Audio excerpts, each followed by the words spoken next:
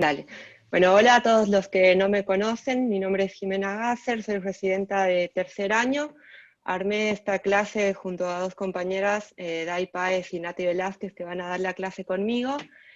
Bueno, mis tutores, agradecerles a Miguel y a Cari Jafar, que estuvieron rependientes, y a los diferentes servicios que, si no estoy mal, ya están conectados, a infectología, que estuvo ayudándonos Sofi, Ale y Yani, muchísimas gracias, a traumatología, que si no está el doctor Barleta conectado, y el servicio de bacterio, de laboratorio, que nos estuvieron brindando un montón de datos para poder hacer el armado de la clase, y a la doctora Marisa Betiol también de bacterio, que estuvo al pendiente.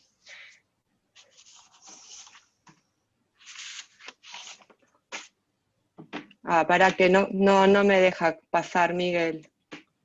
Ahí está. Bueno, arrancamos la clase. Hola a todos, yo soy Dayana, también soy residente de tercero.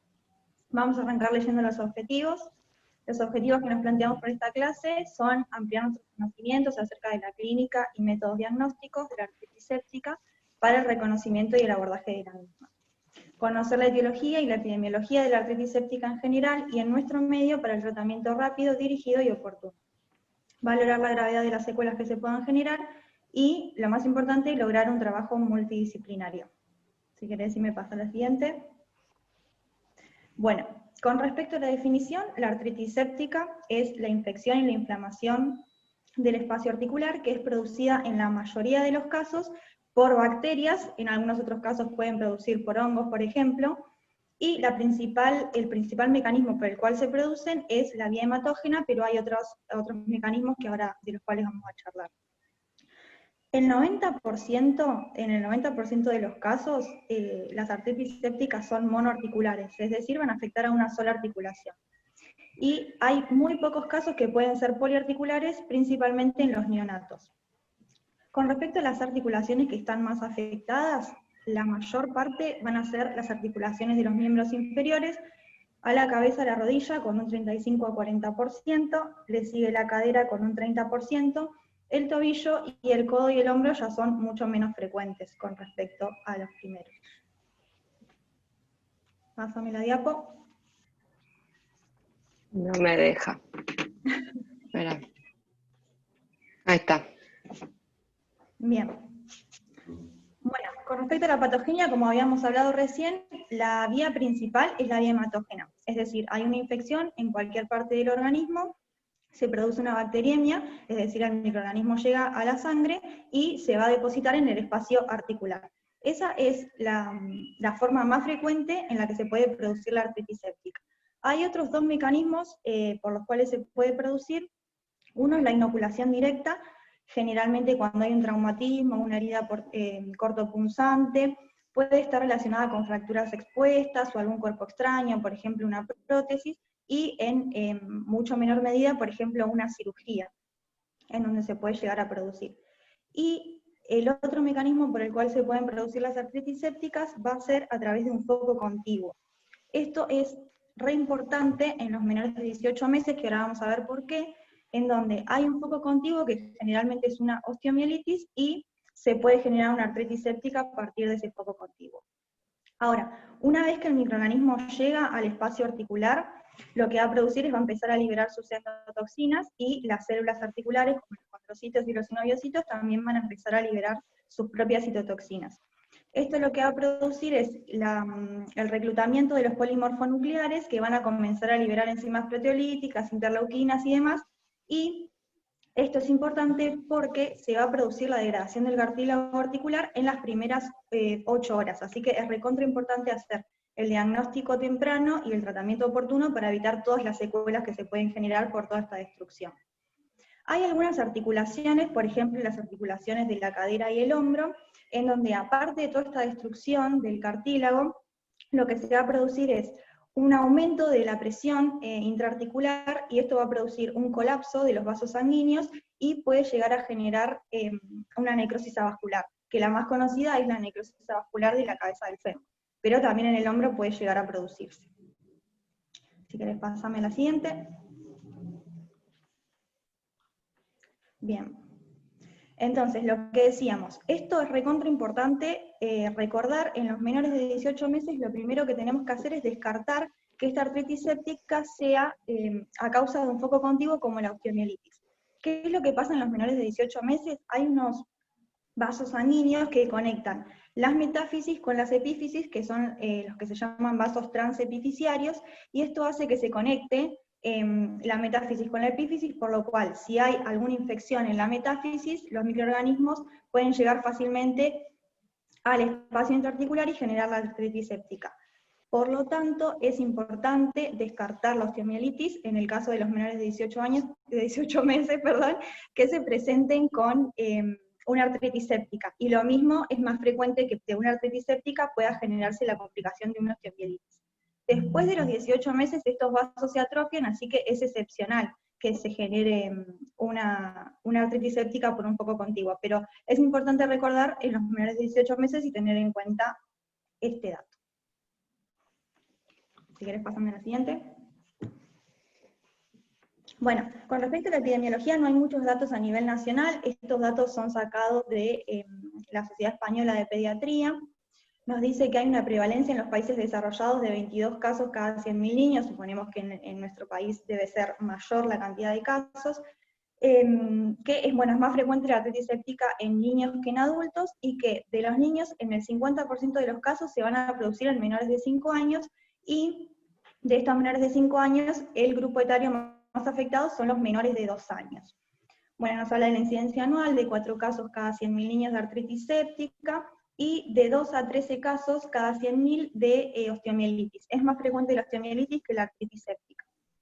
Es más frecuente en varones con respecto a mujeres, y aunque hay algunos factores predisponentes, la mayoría de los niños que padecen artritis séptica son niños sanos. Acá en este cuadrito hay algunos factores de riesgo como para tener en cuenta, de los que ya habíamos hablado. Por ejemplo, un paciente séptico que tenga una bacteriemia va a tener más riesgo de generar una artritis séptica, los traumatismos, los cortopunzantes, las cirugías, las heridas penetrantes, infecciones cutáneas, la presencia de cuerpo extraño, que también lo habíamos dicho. Y con respecto al periodo neonatal, estos pacientes por ahí son los más afectados, tener en cuenta la prematuridad, si tienen infecciones cutáneas, la canalización umbilical, que es un factor de riesgo importante, y también infecciones previas, y por supuesto la bacteriemia que habíamos hablado. Y creo que nada más con respecto a esto.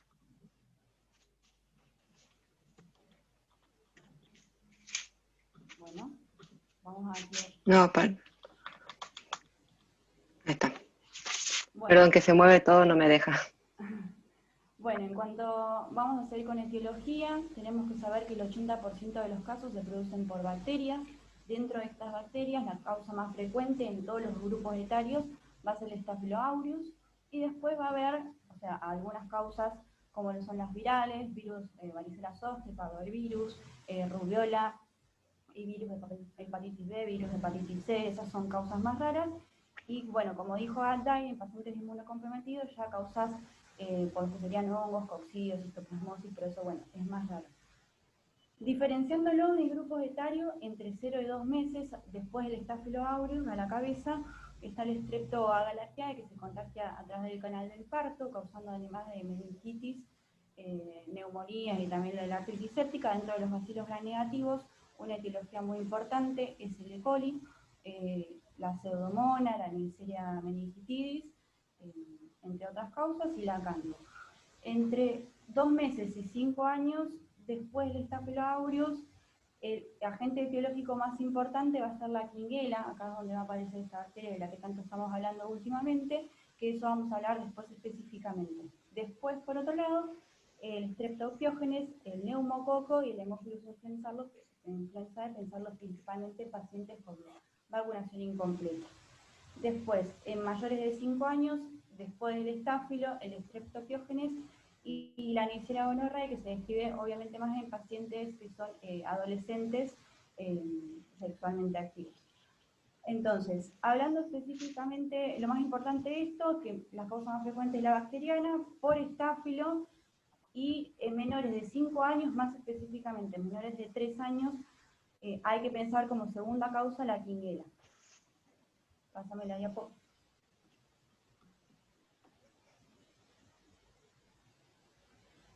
Ahí están las chicas. Bueno, leímos varios artículos respecto a la quinguela, que tanto estamos hablando, tanto ha surgido este último tiempo. Uno de los artículos más lindos que vimos es este de La Española, que es del 2011, es porque estaba más, nos gustó más cómo estaba explicado en realidad, por algo en específico. La quinguela surgió ahora, en este momento, en realidad, no porque sea una bacteria que se conozca ahora específicamente, sino porque hay más métodos diagnósticos para identificarla, se piensa más, entonces como que justifican eso el mayor número de reportes de casos, ¿no? Por otro lado, para hablar un poquito específicamente de esto, la Quinguela quingae es una bacteria, un cocobacilo aerobio gram negativo, que tiene principal tropismo por todo lo que es, tejido osteoarticular, corazón y todo lo que es espacio vascular, causando osteomielitis en primera causa, artritis séptica, bactemia oculta, endocarditis y neumonía, y se han registrado algunos casos raros de meningitis y oftalmopatía, pero eso es más raro. Después, por otro lado, hay que saber que generalmente esta bacteria coloniza el tracto respiratorio, tanto tracto respiratorio como orofaringe, como genitourinario, de muchos pacientes pediátricos. Por lo general, el curso de la enfermedad es insidioso, después vamos a hablar específicamente en cuanto es la clínica. Tiene baja patogenicidad, se transmite por saliva, mucho contacto con objetos ya contaminados. Y para identificar a la quinguela es importante saber que se recomienda la utilización de frascos hemocultivos en vez de los tubos comunes que se utilizan para aislamiento de otro tipo de gérmenes, esos de tapa celeste.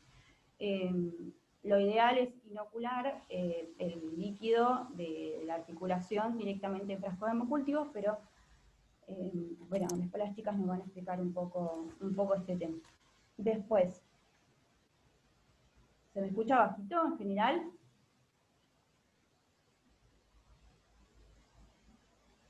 No, se escucha bien, Nati. No, Nati, bueno. se escucha bien, ¿eh? Bueno, listo. Después vamos a hablar en cuanto a tratamiento y clínica, ahora específicamente. Es Perdón, importante Nati. saber que de la quinguela, sí.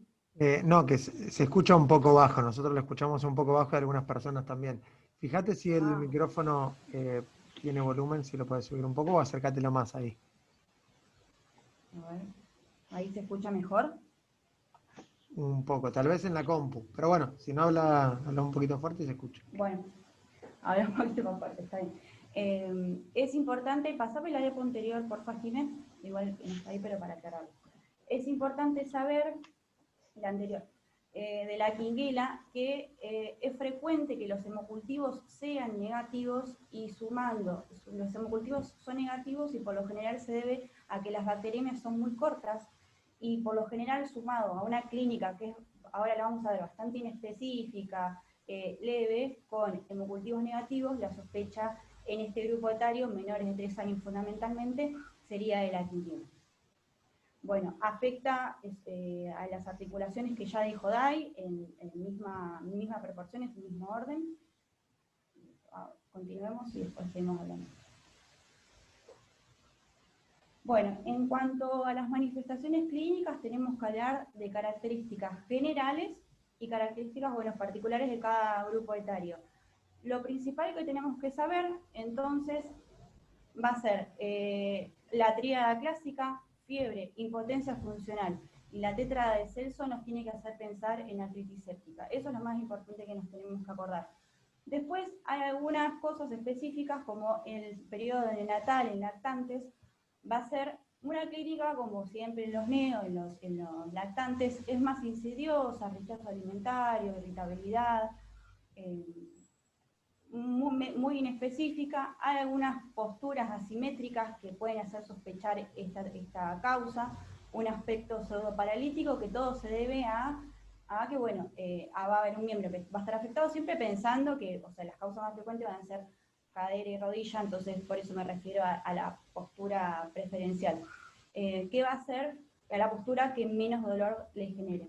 Puede presentarse como una bacteremia, un cuadro de sepsis, edema, sobre todo en la parte anterior de, si vamos a estar hablando de artritis séptica de cadera, edema en la cara anterior del miembro afectado y en la región de la cadera.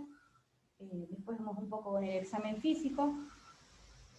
Y después ya hablando más de los niños más grandes o los adolescentes, la tríada clásica va a ser la que dijimos antes. Nati, disculpa. Sí. Te hablamos Yani y Ale Alancay, de Infecto. No, queríamos como agregar que la importancia, ¿no?, de la fiebre, la impotencia funcional y la tétrada de Celso, que no se olviden que aunque el paciente ustedes sospechan artritis séptica y al tener una ecografía normal, pero no se olviden de que después de eso también tenemos la osteomielitis, porque muchas veces es como que con ecografía normal se olvidan de que, o puede pasar de que quede la osteomielitis y no se piense, y no dejar de pensarla, ¿sí? Tal cual, tal cual. Gracias, Yani. Bueno, por otro lado, sumado esto que dice Yani, en los niños adolescentes van a presentar esta tríada clásica, y lo que se va a sumar, a diferencia de los lactantes que no se puede observar, es el tema de la cojera que presentan. Pasamos de diapositiva. Bueno, en cuanto al examen físico, ya la apariencia, la postura, verlo simplemente al chico nos van a aportar un montón de datos. Los niños que ya caminan, en realidad los nenes más chiquitos, por lo general, tienen una tendencia a dejar de caminar, caminaban antes, dejan de caminar o se dejan de afirmar en el miembro afectado, les duele, lloran, es algo, una clínica muy específica, pero bueno, es muy característico esto de que se destaban y dejan de hacerlo. Después, a lo que podemos observar nosotros, es muy importante ver qué posiciones adopta normalmente el chico. Lo que llamamos las posiciones antálgicas y las pseudoparálisis de las extremidades, en realidad, serían porque es clásico esta posición de la segunda figura y la última del lado derecho, esta posición en la cual es una flexión del lado afectado con rotación externa, además del edema, que ya hablamos de la parte anterior del muslo y la cadera, por el hecho de que eso disminuye la presión intraarticular. Después, por otro lado, a lo que podemos llegar a ver, es importante evaluarlo en forma bilateral, digamos, observar ambos miembros, ver cuál está edematizado, compararlos, ver los cambios de coloración, va a estar caliente uno, el otro no. Bueno, todas estas cuestiones que van en búsqueda de la tetrada de Celso. Después, por otro lado, hay una maniobra semiológica que realmente no, lo vimos descripta, pero no sé si se hace, no sé si está Juan ahí. Se llama test de Favere, que es una posición en la cual el nene se la coloca, que es la de abajo de la izquierda. El nene se coloca acostado, para arriba, se ponen las piernitas así como en posición de 4, con el taloncito, con el piecito como por encima de la rodilla, y se pone una mano en la cadera contralateral afectada y otra de las manos en la rodilla, y se bajan al mismo tiempo para ver si esa maniobra duele. Sería como un Favere positivo y nos hablaría más de la patología hablando todo de la cadera, ¿no? Y después hay otra maniobra que en realidad es la que hacemos comúnmente, de rotación externa del miembro. Vimos descrito, en realidad, que está buena hacerla, además de por el examen físico en sí, para distinguirlo también de lo que es la sinovitis transitoria de cadera. Cuando uno hace una rotación en 30 grados, generalmente en la artritis séptica el chico le va a doler, obviamente, y en la sinovitis transitoria no. No sé si es realmente así, pero estaba descrito, no sé si estará Juan para corregir. Bueno, pasamos de diapositiva. Bueno, después es importante hacer los diagnósticos diferenciales. Todas estas artritis sinovitis de cadera, perdón, artritis séptica de la Perthes, artritis cilicis, Osteomielitis. Lo principal que hay que descartar, obviamente, como dijo Yani, es la osteomielitis, la osteomielitis séptica a la cabeza. Después tenemos que considerar algunas cuestiones de diagnóstico diferencial puntuales de cada uno, que no es la idea como explayarnos tanto en esto porque se haría muy larga la clase, pero es importante saber algunas cuestiones.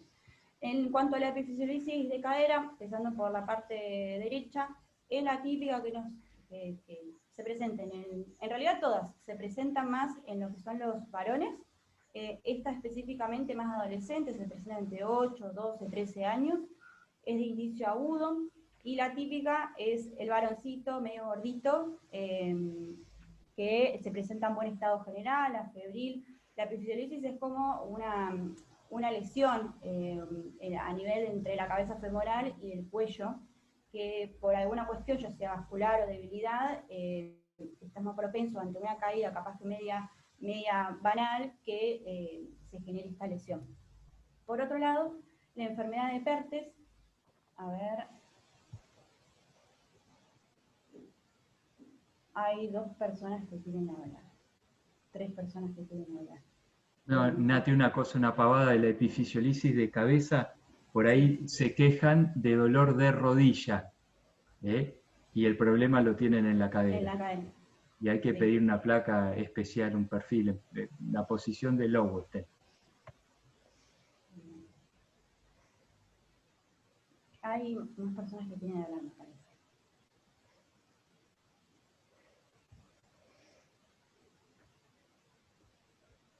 Bueno, solicitaron varias personas a hablar, la verdad que no sé cómo se maneja mucho esto, sigo hablando. Bueno, en cuanto a la enfermedad de Pertes, exacto, en todas las patologías va a ser lo mismo. Muchas manifestaciones de la cadera van a ser rodillas como en todas estas patologías que estamos hablando. Hay muchas personas que quieren hablar, pero no sé cómo habilitarlos para que hablen. Perdón.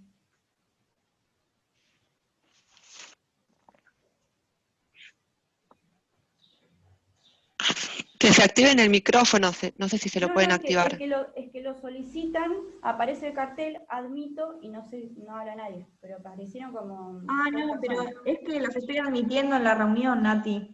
Está bien, perdón, hice macana, perdón. No quieren hablar, están entrando en la reunión. Claro, no, eso es que sos coanfitriona y podés admitir, pero vos charlá tranquila y nosotros nos encargamos. Perdón, pensé que querían...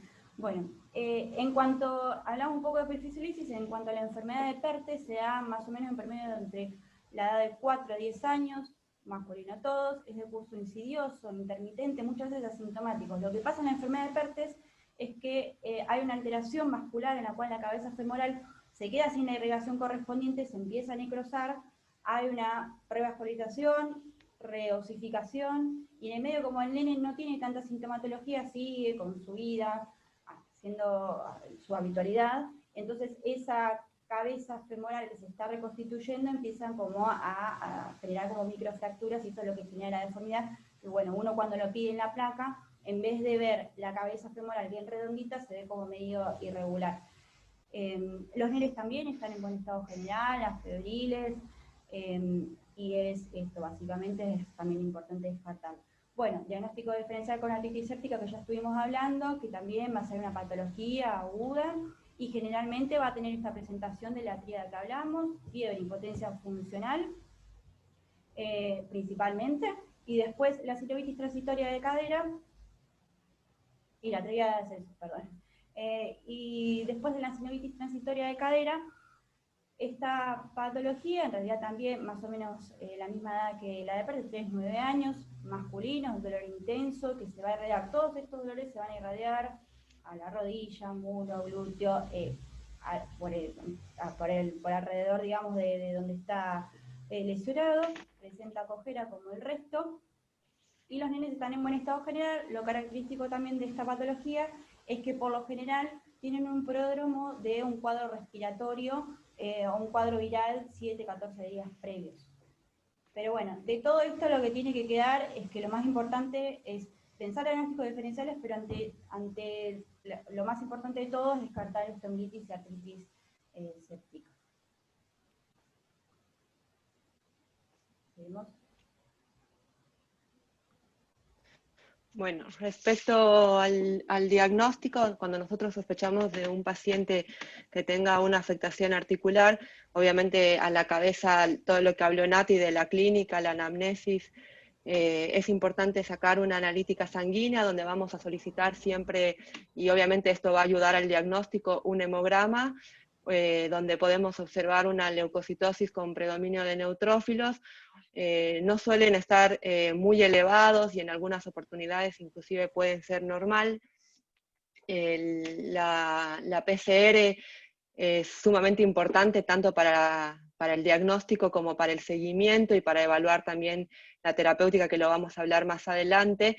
Está en la mayoría de los casos elevadas y se ve que hay una curva ahí en la imagen a la derecha, que vemos que la PCR tiene un pico en las primeras 8 horas, con un máximo a las 48 horas, y recibiendo un tratamiento adecuado debería descender, recién llega a su descenso máximo a los 7 días. En cambio, la eritrosedimentación puede ser normal, sobre todo en las fases agudas de la enfermedad, está elevada solo en el 80-90% de los casos. Se eleva más tarde que la PCR, alcanzando su elevación entre el tercer a las 48 horas, y desciende entre la tercera y la cuarta semana recién. Ahora que no puedo bajar. También, bueno, estos pacientes con sospecha de artritis séptica es sumamente importante lo que es el diagnóstico microbiológico. Nosotros, cuando tenemos un paciente con artritis séptica, todo paciente debe hemocultivarse. El hemocultivo siempre debe ser pareado. Si bien la rentabilidad de los hemocultivos no es muy alta, siempre debemos hacerlo con el fin de aislar el microorganismo. Y se ha visto además que, bueno, las osteomielitis tienen por ahí hemocultivos más frecuentemente positivos, porque es una patología que da más bacteremia. Y bueno, el análisis del líquido articular, todo paciente con artritis séptica debe hacerse un drenaje de la articulación, que bueno, lo vamos a ver cuáles son las diferentes formas, lo vamos a abordar en la parte de la terapéutica. Pero bueno, debe hacerse el drenaje con el objetivo de analizar el líquido articular. Acá hay un cuadrito donde muestra las características del líquido cuando nosotros estamos frente a un líquido séptico. Estamos con un líquido que va a ser turbio, va a tener más de 50.000 leucos, va a haber predominio de polimorfonucleares con glucosas bajas. También hacen en el laboratorio lo que es la tinción de Gram y obviamente el cultivo, que va a ser el gold estándar para el rescate del microorganismo. Todo esto debe ser realizado siempre previo al inicio del tratamiento antibiótico, y como habló Nati más previamente, hay diferentes pruebas para poder rescatar al microorganismo. Ahora está lo de la Quinguela con los diferentes tubos de hemocultivo donde se recolecta la muestra, y además también que se puede hacer PCR no solo para Quinguela, sino también PCR en busca de estáfilo en aquellos cultivos que por ahí salieron negativos, o por ahí en pacientes que ya se les inició el tratamiento antibiótico previo al drenaje. Bueno, a través de la PCR podemos tratar de tener algún rédito tal vez mayor. Se ha visto, por ejemplo, se hicieron estudios en Europa, en Francia y en España, donde los cultivos negativos que tenían como resultados les hicieron PCR para Quinguela y aislaron en uno de los lugares casi el 50% Quinguela y en el otro alcanzó casi hasta un 70% de rédito para el rescate de la Quinguela. Por eso es que debemos sospecharla siempre y pedirla. Y también, bueno, algo que no se mencionó previamente, también somos una zona endémica de TBC, así que tenemos que también interrogar bastante sobre síntomas o pacientes hacinados, nivel socioeconómico, que haya síntomas respiratorios en la familia, y ante la sospecha también pedir los cultivos y las pruebas correspondientes. Y obviamente todo esto debe ser en lo posible previo al inicio del tratamiento antibiótico empírico. Y algo que, bueno, aprovechando que están todos los servicios, a mí me parece importante recalcar, por ahí cuando entra un paciente con artritis séptica, muchas veces lo vemos nosotros primero, pero a veces también, muchas veces el paciente sube directo de la guardia a quirófano porque cumplió las horas de ayuno, y a veces las muestras vienen en la carpeta, o a veces son remitidas directamente al laboratorio, es como que muy variable, depende quién lo entró o cómo se manejan ese día, la hora y demás. Me parece que está bueno que corroboremos, tengamos un diálogo con traumatología de ida y vuelta para saber si las muestras realmente se enviaron al laboratorio, o si no, llamar al laboratorio y verificar que esas muestras hayan entrado, sobre todo por el bien del paciente, porque no sería raro que se pierdan. Y bueno, y siempre llenar bien los amos, que ya después les voy a hablar un poquito de eso.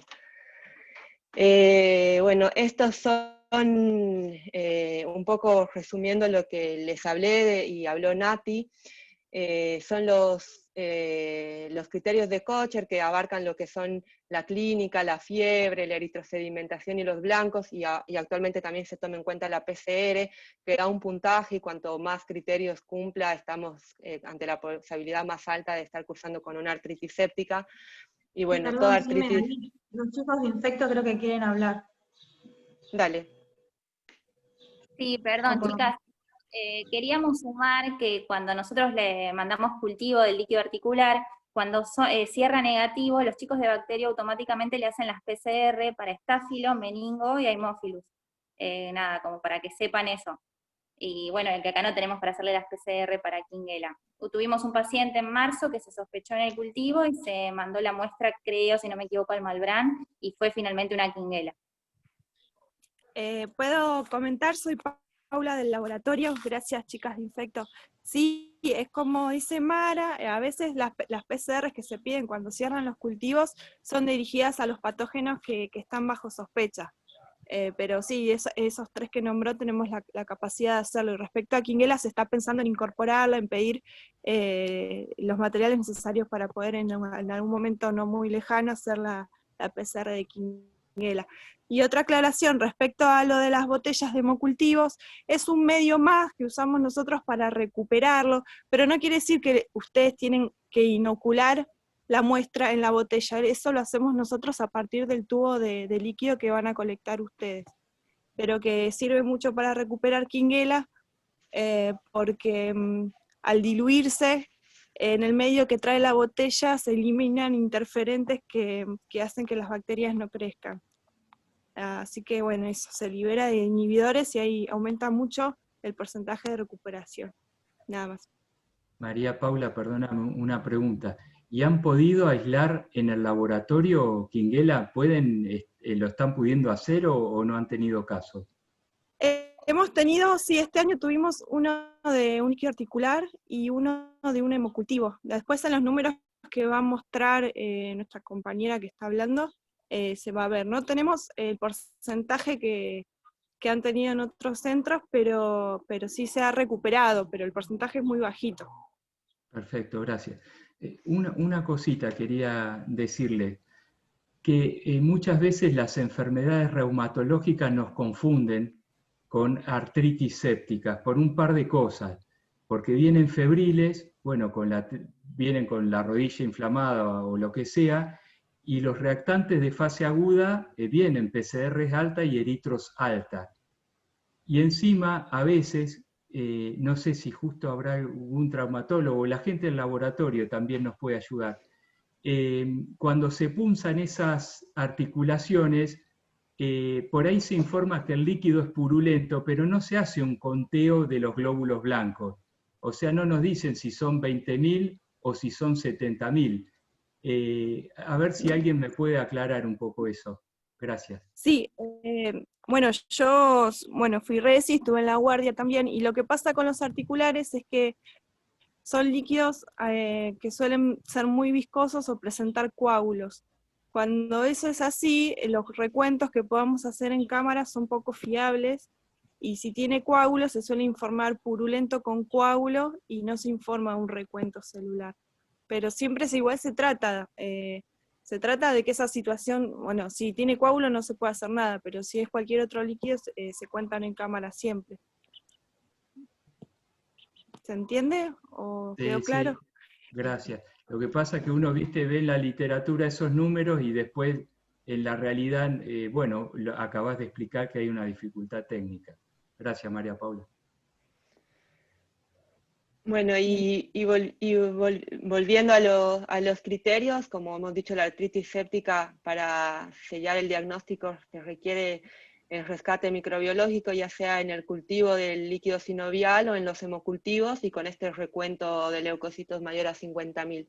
Va a ser probable la artritis séptica cuando tenemos, bueno, toda la clínica, más un líquido sinovial con un recuento elevado de leucocitos, pero que no hemos tenido un aislamiento microbiológico. Y va a ser una sinovitis transitoria cuando el líquido tiene bajo recuento de leucocitos, no ha habido rescate en los cultivos y además el paciente ha mejorado sin ninguna intervención quirúrgica ni de antibióticos. Respecto a las otras técnicas de diagnósticas, tenemos las imágenes, la radiografía, que no es de gran utilidad, la utilidad es limitada, no tiene gran valor en el diagnóstico. Lo que sí, y para lo que es útil, es para poder descartar otras patologías, como por ejemplo fracturas, tumores, y acá la importancia en la osteomielitis, como habló Day, es sumamente importante. Todo paciente menor de 18 meses con artritis séptica tiene osteomielitis hasta que se demuestre lo contrario. Hay que recordar un poco habló no hace mucho Agus en su Ateneo de osteomielitis, las osteomielitis agudas. Los cambios radiográficos son más tardíos, recién aparecen los cambios entre los 10 a 21 días, por eso al principio por ahí la radiografía es inespecífica o es normal, y es de buena práctica hacerle una radiografía a los 15 días para tener una comparación donde vamos a poder observar estos cambios de osteolíticos o de elevación perióstica, con lo que se caracteriza la osteomielitis. Y respecto a la artritis séptica, pueden haber ciertos signos indirectos que corresponden con un derrame articular, como un aumento de los tejidos blandos, un desplazamiento de las estructuras musculares o el aumento del espacio articular. Otro de las pruebas, y por ahí la más útil y la más usada para esto y de mayor valor, es la ecografía. El tema con la ecografía, bueno, es operador dependiente, por lo tanto un paciente con una clínica compatible con artritis séptica, con un laboratorio compatible, pero una ecografía normal, es un paciente que se le va a hacer una artrocentesis en búsqueda de algún rescate. La ecografía, bueno, sabemos que es no invasiva, es económica, hay alta sensibilidad, es rápida de hacer. A comparación con la radiografía, nos puede detectar desde fases muy tempranas estos derrames. El tema es que no nos puede por ahí distinguir entre diferenciar si es un derrame de una artritis infecciosa o no infecciosa. Y tampoco el hecho de que no haya derrame no va a descartar lo que decía hace un momento, y también nos sirve como guía. Bueno, acá hay algunas imágenes de radiografías. En la primera imagen podemos ver de ecografía, podemos ver una ecografía normal, y en la otra podemos ver este aumento de volumen del espacio articular. Respecto a las otras imágenes, tenemos lo que es la resonancia, la tomografía y la gammagrafía. La resonancia es una prueba, la mejor prueba en cuanto a la osteomielitis, así que es de gran utilidad si sospechamos que está asociada, o en pacientes por ahí que en el curso de una artritis séptica no han evolucionado favorablemente con el tratamiento antibiótico, o se sospechó alguna complicación, sería una indicación poder hacer una resonancia. El tema con la resonancia es que no todos los centros la tienen, no hay mucha accesibilidad, por ahí el paciente necesita sedación, son tiempos prolongados. En cuanto a la tomografía, es menos sensible que la resonancia, pero la tenemos a mayor disposición. Y bueno, la gammagrafía, que por ahí tiene escasa especificidad, pero también nos permite descartar osteomielitis subyacentes, y es sensible para descartar en casos sobre todo de multifocalidad. Y en cuanto al tratamiento, esto es como un resumen de lo que nosotros tenemos que hacer. Hace un momento hablé sobre lo que es el drenaje, que ahora vamos a abordar las diferentes formas. Tanto el drenaje sirve para la parte del diagnóstico como terapéutico, y después tenemos la elección del antibiótico empírico para iniciar en estos pacientes, donde tenemos que tomar en cuenta muchos factores, como los que habló Nati, por un lado la edad, factores predisponentes que nos pueden hacer pensar en por ahí algún otro germen. Obviamente hay que tomar en cuenta el lugar donde nosotros, el país donde vivimos, porque no es lo mismo revisando la bibliografía en las guías españolas, en las guías europeas tienen completamente distinto esto del tratamiento empírico, porque tienen diferentes rescates de microorganismos, por lo tanto es importante saber en el país que estamos cuál es el aislamiento y sobre todo en el lugar donde estamos trabajando, que lo vamos a hablar más adelante. Y después del tratamiento empírico y ya con el rescate, si es que hubiese un rescate, el ajuste del tratamiento empírico en función al antibiograma. Tenemos, bueno, las diferentes formas de drenaje. En cuanto a las técnicas, tenemos lo que es la artrocentesis, la artroscopía y la artrotomía. La artrocentesis y la artroscopía son procedimientos que consisten en la artrocentesis, perdón, en la punción articular, aspiración y el lavado. Nos permite con esto poder enviar las muestras para el rescate microbiológico. Es una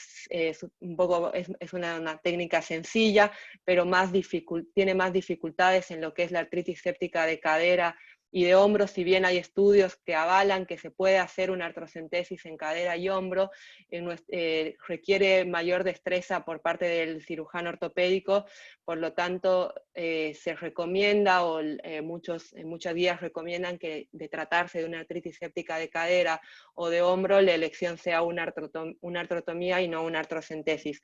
Pero sí se ha visto que por ahí acortan los tiempos de internación, mejoran los síntomas más rápido, hay descensos más acentuados y más rápidos de la PCR. No hay contraindicaciones absolutas. Obviamente si el paciente ingresó inestable, se postergará hasta estabilizarlo. Y bueno, básicamente eso. La artroscopía, que también a través de la cámara permite la visualización directa de la articulación. Y bueno, la artrotomía, que sería ya un abordaje quirúrgico, que permite, además de la toma de las muestras y del lavado, poder dejar un drenaje en muchos de los casos, para evitar que se reacumulen el líquido. Y está indicada también cuando son artritis sépticas de mayor tiempo de evolución, cuando tienen más de 5 o 7 días, recomiendan directamente hacer una artrotomía, porque por ahí el material es más denso, el drenaje suele ser más dificultoso. Si el paciente se le hizo una artrocentesis y requirió volver a ingresar a quirófano 2 o 3 veces para volver a hacer artrocentesis, en estos casos se recomienda la artrotomía. Y en cuanto al tiempo de dejar el drenaje, recomendaban dejar entre 48 y 72 horas y no más, y la inmovilización de la articulación para evitar subluxaciones, bueno, dependiendo. Me parece que, no sé si está Juan, si quiere aportar algo más respecto a esto.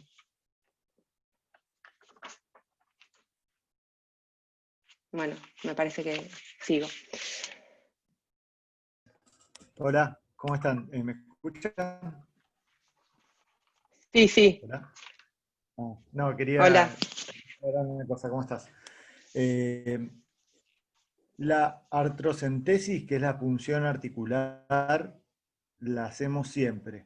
Nosotros, una vez que vemos, que diagnosticamos una artritis séptica o una sospecha de artritis séptica, y el paciente se decide que vaya a quirófano, primero se hace la punción de la articulación, que eso es la artrocentesis.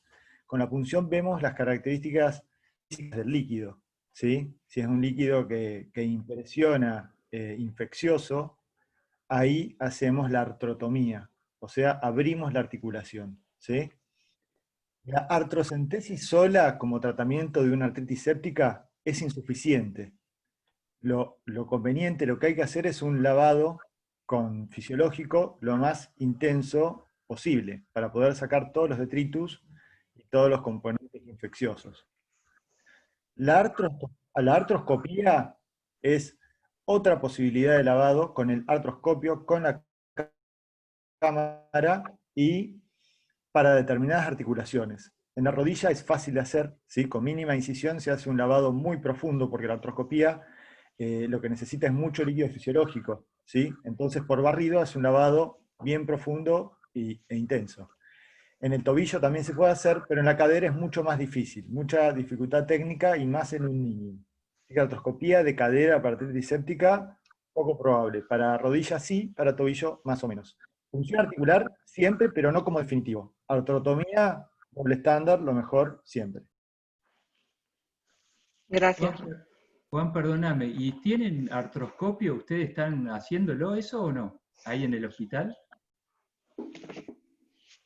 Bueno, eso te metiste en un tema un poco delicado, porque en realidad tenemos un artroscopio muy viejo, estamos gestionando ahora la compra de uno nuevo.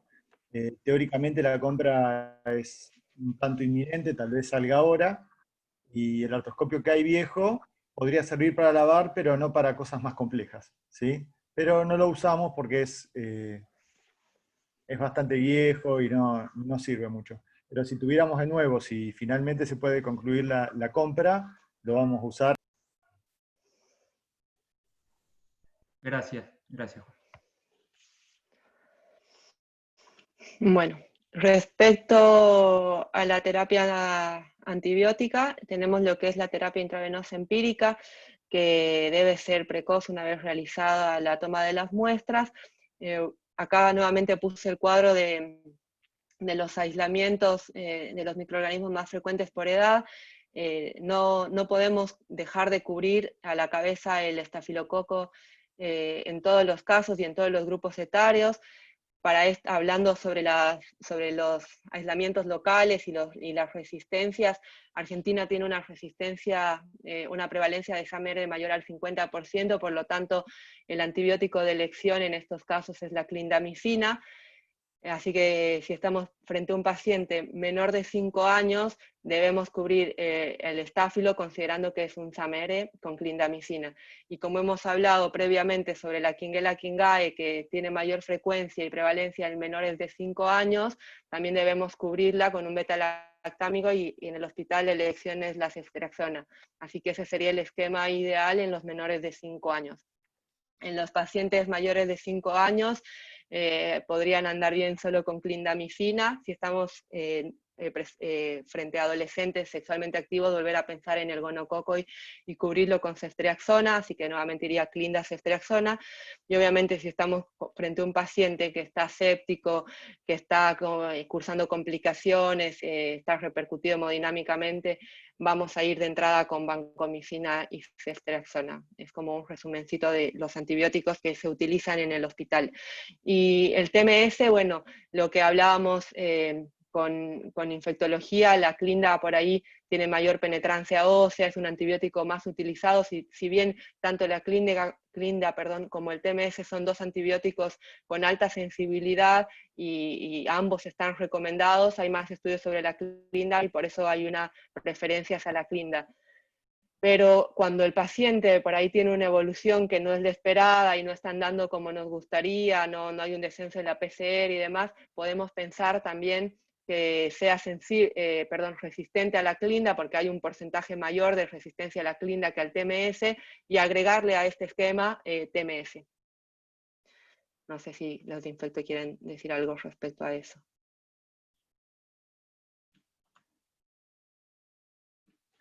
Bueno, ¿cuánto tiempo va a ser el tratamiento? Bueno, el tratamiento consiste en dos fases, todo lo que es la fase del tratamiento endovenoso y la parte de la vía oral. El tratamiento endovenoso, algunas guías hablaban sobre periodos cortos de 2 a 5 días, pero en el hospital utilizamos en promedio 7 días. Y totales con la vía oral 2 a 3 semanas cuando se trata de una artritis séptica. En ciertas situaciones, y obviamente hay que individualizar cada caso, los tratamientos suelen ser más prolongados, inclusive 4 a 6 semanas si estamos frente a neonatos, lactantes pequeños, por ahí tienen periodos más largos o casi completos de endovenoso más que de vía oral. Cuando estamos frente a SAMR utilizamos también un periodo endovenoso mucho más largo y de vía oral y total también. Y bueno, cuando cursa con alguna complicación. Dale. Hola, Jime. Mira, por ahí nosotros usamos de preferencia Clinda porque también cubre el estreptococo, ¿viste? Entonces, con eso estaríamos cubriendo tanto Claro. estáfilo como estrepto. No nos olvidamos de que hay resistencia a clindamicina del estáfilo, pero bueno, hay, por ejemplo, en los trabajos que, como el que vos nombraste, hay 11% de resistencia a clindamicina en general en el país, en un estudio en un multicéntrico que se hizo, y nosotros acá en el hospital tenemos un 7% más o menos, según lo que nos han contado los chicos de Bacterio, creo que fue el año pasado. Nosotros estamos armando un trabajo de osteoartritis, y la realidad es que tenemos 2 pacientes solos que tuvieron estáfilos resistentes a clindamicina. Entonces, por ahora, nosotros en el empírico lo seguimos usando y cubrimos bien el estrepto y el estáfilo también. Y bueno, y lo de la Klingela que dijiste, tal cual, con la ceftriaxona está bien cubierto. Hay algunos reportes de Klingela que tienen beta-lactamasas, pero en los reportes que hay serían menos del 1% de los aislamientos. Lo que sí está muy recomendado es que cuando uno aísla la Klingela, de hacerle el antibiograma para la vigilancia de estas beta-lactamasas. Yo la verdad que la de acá la perdimos, no sé en qué quedó ese antibiograma, si se hizo o fue solo PCR, pero bueno, creo que con eso no sé si está respondido. Si fuera que uno aísla el estáfilo, sí, puede estar con TMS tranquilamente como con Clinda. Y es más, cuando se va en vía oral, por lo general, como la clindamicina, el jarabe es de mala tolerancia, se van con TMS. Genial, No sé si... gracias. La que tuvimos acá en el hospital fue por cultivo, fue en marzo, de un nene de la 25, pero yo justo estaba de vacaciones y no tengo el dato de sensibilidad, después lo podemos buscar si quieren. Sí, dale, porfa, Pau, porque yo también justo me había ido de vacaciones y no sabíamos. Buenísimo. Bueno, genial. Y respecto al tratamiento, como decían ahora las chicas, una vez que tenemos el aislamiento habría que ajustar el tratamiento antibiótico de la forma más, eligiendo siempre el antibiótico con el espectro más reducido. En el hospital, si bien hay la clindamicina bioral, por ahí no hay una buena tolerancia al jarabe, y sí, en muchos casos se puede utilizar o se utiliza el TMS. Y obviamente si después el aislamiento es otro, como un Piógenes sensible a la amoxicilina, son pacientes que pueden andar bien con ese esquema de antibiótico. Y respecto a los casos donde no habría rédito en el aislamiento, se trata de elegir el antibiótico más similar al que se utilizó de manera endovenosa, con el que clínicamente el paciente mejoró para el alta. Hay ciertos criterios que se toman en cuenta para este pasaje de la vía endovenosa a la vía oral, que es que el paciente haya mejorado la clínica, que esté afebril entre por lo menos 24 a 48 horas, que no tenga síntomas de dolor.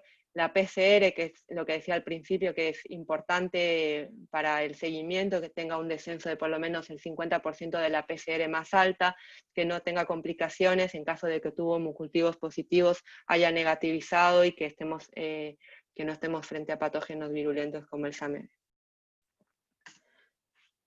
Esto es un estudio en relación a la PCR, al uso de la PCR como parámetro para poder hacer una monitorización de los pacientes que eran atendidos en este centro. Se hizo un estudio retrospectivo en 37 pacientes, y se vio que había un descenso de por lo menos el 50% de la PCR ya al cuarto día en un 98% de los casos.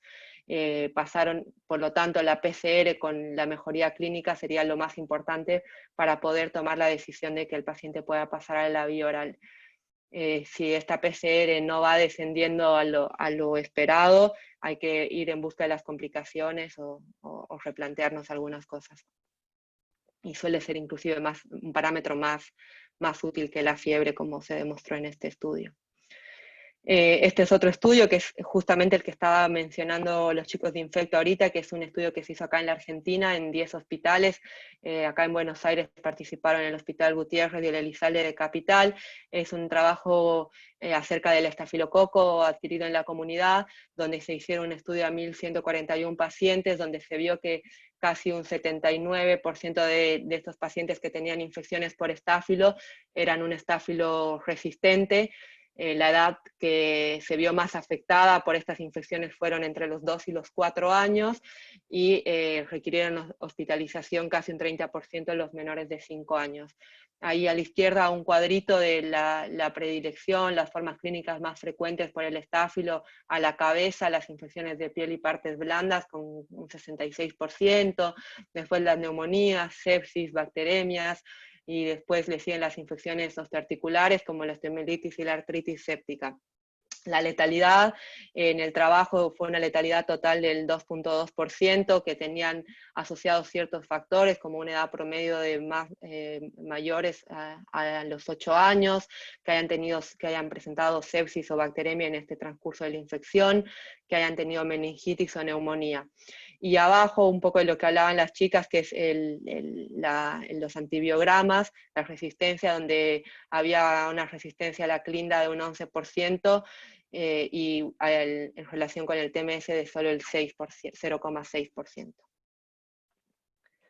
Y bueno, esto es algo que armamos ahora con los datos del hospital. Estuvo participando María Paula del laboratorio, que estuvo pendiente y ayudándome muchísimo con el armado de esto. Es algo aproximado, la verdad que, bueno, yo estoy aislada, así que fue algo medio piloto a distancia, pero tratamos de hacerlo lo más aproximado posible. Respecto a son todos los datos desde el 2017 hasta el 2020 de líquidos articulares que ingresaron como sospecha de artritis séptica. Son 137 pacientes correspondientes a estas muestras, donde 44 muestras fueron positivas, siendo el 32%, y 93 de estos cultivos fueron negativos, que corresponde al 67,9%. Hay una frecuencia, como mostraron las estadísticas de otras guías, más frecuente en varones, casi una relación de 2:1. Y respecto a la edad, en la tabla de la derecha vemos que en los menores de 1 año hubo un pico más elevado, después hubo una caída y nuevamente a los 5 o 6 años se reportaron nuevamente más casos, y a los 9 años de edad. De estos cultivos que fueron positivos, estos 44 que fueron positivos, 31, es decir, el 70,5% se aisló estáfilo. Y en el 29,5% fueron otros microorganismos que la verdad bastante repartido. Está una tablita ahí a la derecha, tenemos el estrepto beta hemolítico del grupo A en 2 casos, la Quinguela, como le estuvieron nombrando hace un momento, solamente hubo un aislamiento en el hospital. Bueno, Cándida, Klebsiella, Enterococo, Streptococo neumonía, entre otras que se lograron aislar. También, bueno, de estos 31, si bien son 31 muestras que se aisló el estáfilo, en esta tabla solo se ven analizadas 23, hay ahí como algo a revisar, son 23 muestras con aislamiento de estafilococo, donde se mostró que el 58% son estáfilos resistentes. Es por eso la justificación igual de todo esto de los antibióticos que hablábamos previamente, y solamente son sensibles un 42%. Y respecto al antibiograma, acá está esquematizado, por ejemplo, lo esquematicé con los antibióticos que más utilizamos nosotros. TMS, vancomicina y rifampicina son sensibles el 100%, y la clindamicina alcanzaba un 97-96% de sensibilidad, así que igual tiene una sensibilidad bastante alta. Otros datos que me pudieron brindar fue las PCRs, que se hicieron PCRs para estáfilo de casi 30 y tantas muestras, solamente una fue detectable, PCR para Neisseria, donde una sola fue detectable también, y bueno, luego en cultivos, pero lo que hablábamos previamente en cultivos de botella, donde se aisló en 4 o 5 muestras el estáfilo y en una un estrepto beta hemolítico. Eso respecto a las estadísticas del hospital. No sé si alguien de Infecto o laboratorio quiere aportar algo respecto a esto. No, está bien. No, nosotros estamos armando recién los datos, así que no te puedo decir mucho. No, y sí, que tuvimos como ahí una discrepancia de los números que pudimos sacar respecto a las cepas que se le hizo sensibilidad, porque lo sacamos del sistema de una forma con Cecilia, la jefa del servicio, que nos mostraba que había 23 con el estudio de sensibilidad, pero nosotros sabemos que se lo hicimos a todas las que crecieron en cultivo, pero no nos dio el tiempo para agarrar las carpetas físicas en papel y revisar todos, y ver qué pasó, de cómo está informada la sensibilidad, pero sabemos que si creció en cultivo se hizo, pero bueno, esta vez podemos mostrar el resultado de 23, pero igual nos da un panorama del porcentaje que hay de resistencia. Genial, gracias, Paola.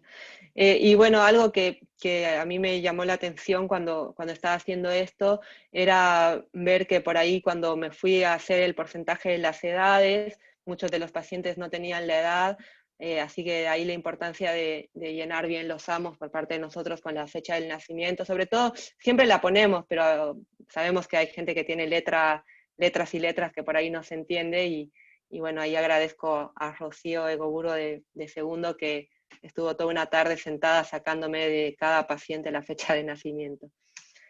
Respecto al tratamiento adyuvante, bueno, para la fase aguda obviamente tenemos que aliviar el dolor y la fiebre, para esto utilizamos los AINES sin problema. Los corticoides es algo discutido, si bien hay algunos estudios que muestran que dan altas más tempranas, mejoran los síntomas más rápidos. No están recomendados porque podrían retrasar el diagnóstico en las artritis que sobre todo no son de origen infeccioso. En cuanto al pronóstico, al seguimiento y a las complicaciones, bueno, hay que llevarnos de la clase que esto es una urgencia, ¿no? Tenemos que tratar de evitar, hay ciertos factores que por ahí no vamos a poder evitar, como cuál es el aislamiento, la edad que tiene, la localización, que son ciertos datos que van a hacer que haya mayores complicaciones, pero sí un diagnóstico temprano, un tratamiento oportuno, por ahí pueden limitar un poco y mejorar el pronóstico a los pacientes. Dentro de los más frecuentes va a ser que el paciente presente alteración en el crecimiento óseo, que quede con cojera, afectación articular, movilidad limitada, pues de ahí la importancia el trabajo multidisciplinario, que es la idea igual de la clase, por eso un diálogo con cirujanos, ortopédicos, los pediatras, infectólogos y rehabilitación. Por ahí el seguimiento termina siendo más sostén de traumatología, lo hacen por tiempos prolongados, en base también a cada paciente en particular y a las complicaciones que haya podido tener. Justo hablando con Juan nos había recomendado esta clasificación. Cuando me puse a leer el artículo me llamó muchísimo la atención. Es un estudio que se realizó en el hospital, creo que en el año 2016, si no estoy mal, que se trató de hacer una clasificación radiográfica que incluya las complicaciones de la artritis de cadera. Se hizo durante un periodo de 14 años, ahí hay una clasificación de diferentes grados, grado 1 siendo la más frecuente en los resultados del estudio, que por ahí no habían cambios en la radiografía, grado 2 donde había una incongruencia entre el acetábulo y la cabeza, grado 3 que estaban excentradas y había algún compromiso óseo, y grado 4 ya una luxación. Y grado 3 y 4 también se llevaban un alto porcentaje en el trabajo. Y bueno, y la tabla 3, la tabla de al lado, perdón, que no me meto mucho, que es más sostén de traumatología, que la puse ahí, después el trabajo está ahí en la bibliografía si alguien lo quiere revisar, o si tiene algo para decir Juan respecto a esto.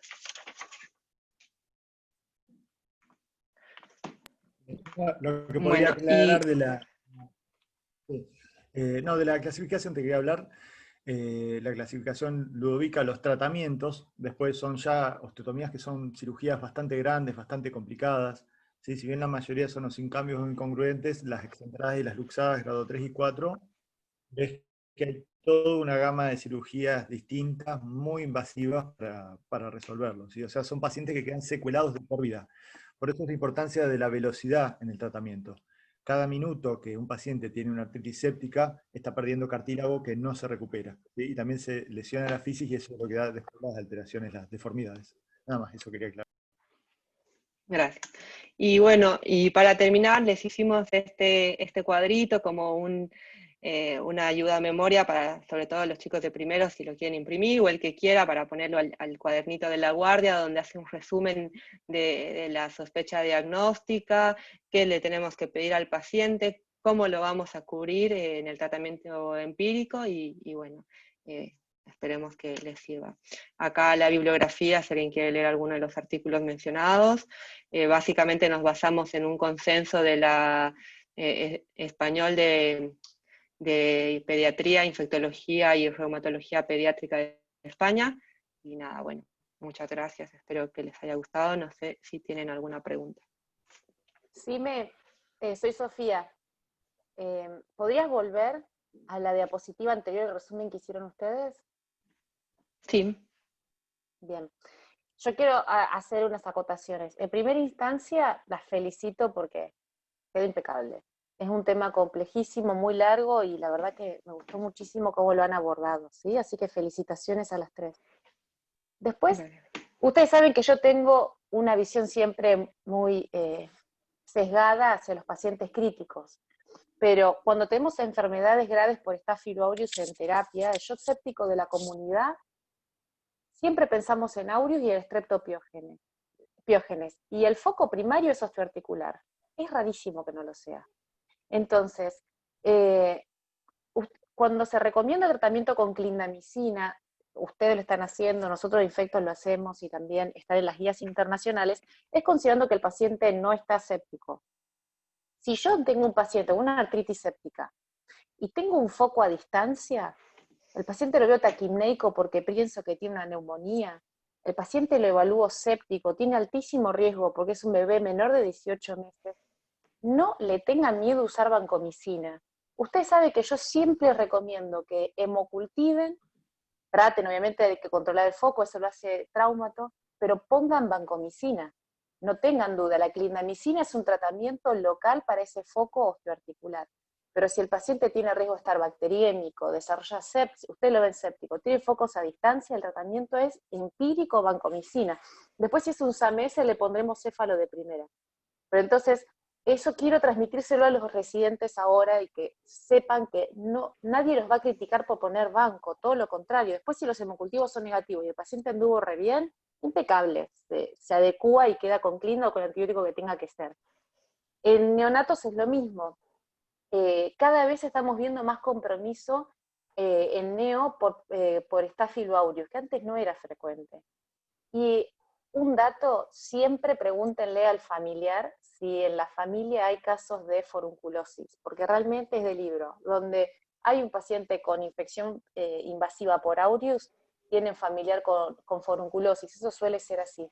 Lo mismo en neo, estamos viendo infecciones rarísimas en neonatos, 3, 7 días de vida y vienen con osteomielitis terribles por aureus, artritis séptica, y si le preguntan a la madre está colonizada por aureus. Es re frecuente eso. Lo más frecuente es que uno piense que en el canal de parto adquirió el Staphylococcus aureus de la mamá, ¿sí? Entonces, esa es una pregunta también para hacer. En los neonatos, obviamente, se pancultiva, ¿no? Una artritis séptica tienen que buscar que no tenga meningitis. Si no ponemos ampicilina en el empírico, siendo que la Galactiae tiene que ser siempre pensado, con bancos ceftriaxona lo estamos cubriendo dentro del empírico. Pero si tenemos una Galactiae, después lo vamos a adecuar a ampicilina, eso porque es la droga de elección para el Streptogalactiae, ¿sí? Con respecto a otras cosas que dijeron, la radiografía siempre la vamos a solicitar en pediatría, más en el menor de 18 meses, y calcúlenle que en realidad las alteraciones radiográficas se ven entre el 10º y 14º día, no el día 21. Ya a las 2 semanas están. En el neonato es antes. En el neonato se ve la alteración radiográfica entre el 7º y 10º día. Y nosotros los infectólogos solíamos pedir pocas cosas, pero siempre tenemos de la mano pedir hemograma, PCR, eritro. ¿Vieron para casi todo? Realmente, como dicen ustedes, la PCR es fundamental. Si la PCR a la semana no está bajando, lo más probable es que el foco no esté completamente drenado y que requiere otra intervención. Nos pasa muchísimo en terapia intensiva. Puede tener otro foco no drenado, pero lo más probable es que si clínicamente no lo tiene, es que sea esa artritis que tal vez fueron por artrocentesis, por la situación que sea, o fue una artrotomía, pero va a requerir otro drenaje. Yo generalmente cuando entra una artritis séptica y hablo con los padres, les aviso que es posible que requiera otras intervenciones quirúrgicas, porque eso es bastante frecuente, y que requieran nuevos debridamientos. Una vez que se limpia, volvemos a contar de cero los infectólogos y decimos, bueno, endovenoso hará cerca de una semana más. Si luego de esa semana el paciente afebril, baja la PCR, está mejor la articulación y no requiere drenaje, ahí evalúo pasarlo a vía oral, ¿sí? Pero siempre calculando desde el día en que controlé el foco. Si yo lo volví a drenar, obviamente cuento de cero para pensar cuándo lo voy a pasar a vía oral. Y me parece que les dije, eran esas cositas que me quedaban nada más para decir. No sé si hay alguna pregunta de la residencia, algo que podamos ayudar desde Infecto. Hola.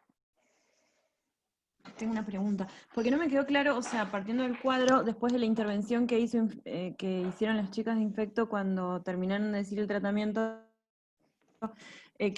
dijeron que sí, que está bien usar TMS Clinda para tratamiento empírico.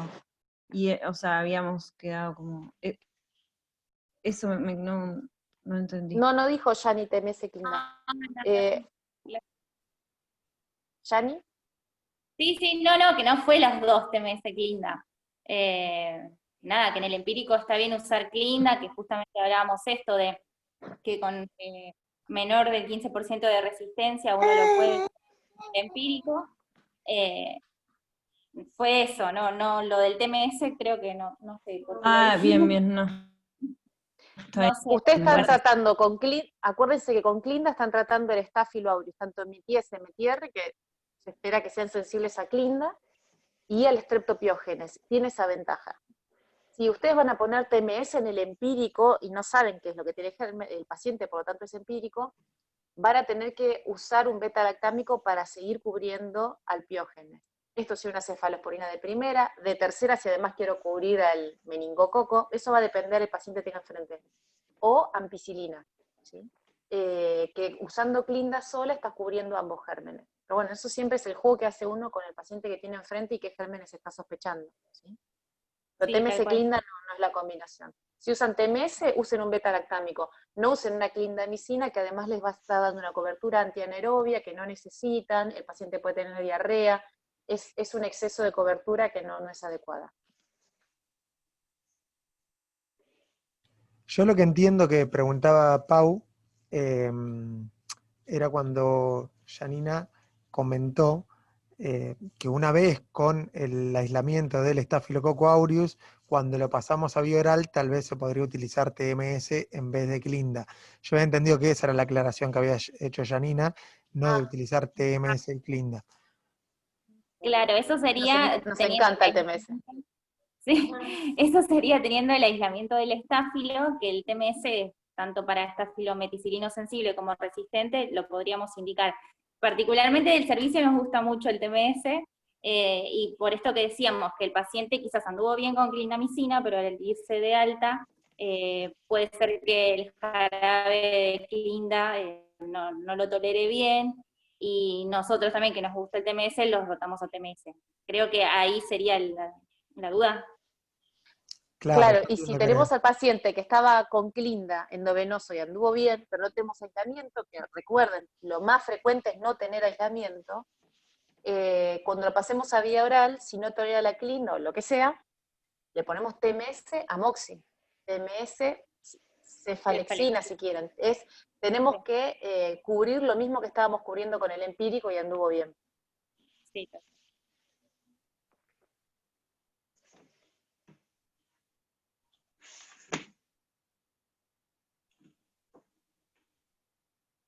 Bueno, creo que con eso terminamos. No sé si queda alguna duda más.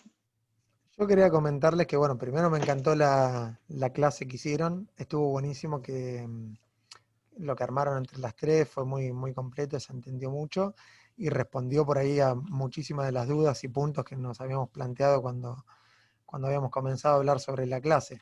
Por ahí, bueno, y me parece que está genial, que es algo que por ahí siempre nosotros nos proponemos de tener una clase multidisciplinaria, porque el manejo es interdisciplinario de este tipo de pacientes, y que haya estado las chicas de infecto, gente de traumato y de laboratorio, la verdad que me parece excelente. Remarcaría algunas cosas de lo que vinieron diciendo como para reforzar que la artritis séptica es una urgencia infectológica, pero también una urgencia quirúrgica, como dijeron, tenemos pocas horas para drenar esa articulación y evitar que haya una lesión severa del cartílago, ¿sí? Así que por eso no basta solamente con el tratamiento rápido, ¿sí? Lo ideal sería, como ustedes comentaron, hemocultivar al paciente, que ingrese a quirófano, drenar esa articulación y el tratamiento antibiótico posterior para rescatar el germen. Nada, resaltar también lo de la osteoartritis en menores de 18 meses, no olvidarnos de la osteomielitis, y la epidemiología local de nuestro hospital. Creo que tenemos que por ahí pulir un poquito más eso que mostraron, que está buenísimo, porque está bueno saber con qué resistencia nos manejamos y no utilizar por ahí guías de otros hospitales cuando tenemos nuestra propia epidemiología local, solamente tenemos por ahí que conocerla. Y resaltar esto de los días de antibiótico endovenoso y cuándo rotar a vía oral, más allá de por ahí lo que cada servicio o cada médico utilice por su experiencia personal o del servicio. Cada vez más hay guías y estudios que avalan la rotación rápida del antibiótico vía endovenosa o vía oral, con los criterios que ustedes nombraron que hay que conocer, y con esos criterios podríamos rotarlo. Y no olvidarse nunca de la quinguela y las extracciones en los menores de 5 años, eso es fundamental. Sí, Miguel, pero una cosita. Los trabajos de tratamiento cortos fueron sin SAMR. A los grupos con SAMR les fue mal. Entonces, eso también es importante saber. Nosotros, como lo demostraron las chicas, es lo primero que tenemos. Entonces, cuando tengamos un aureus, si es AMR, sabemos que les va peor, es muy virulento, así que lo más probable es que ese no le hagamos un tratamiento corto endovenoso de 3 a 5 días. Ese es más llegando al estándar. Los otros gérmenes sí, si es poco virulento, se actuó quirúrgicamente de manera rápida y el paciente evolucionó bien, sí. Genial, Sofía, gracias.